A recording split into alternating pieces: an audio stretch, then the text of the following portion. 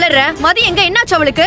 இல்லடி, நாங்க வர வழியில பால் வேணும்னு மதி ரொம்ப அடம் பிடிச்சா. சரின்னு ஒரு ஃபேன்சி ஸ்டோர்ல பாலை வாங்கி கொடுத்தேன். அப்பதான் அப்பா ஃபோன் பண்ணாரு. ஃபோன் பேசிட்டு திரும்பி பார்த்தா மதிய காணும்டி. மதிய காணுமா?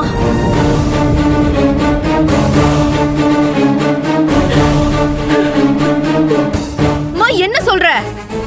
அங்க இருக்கிற கடை, அங்க இருக்கிற ஆளுங்க எல்லார்கிட்டயும் போய் நான் கேட்டுட்டேன். யாருமே அவளை பார்க்கலன்னு சொல்லிட்டாங்க. ஐயோ, மா எந்த கடைமா?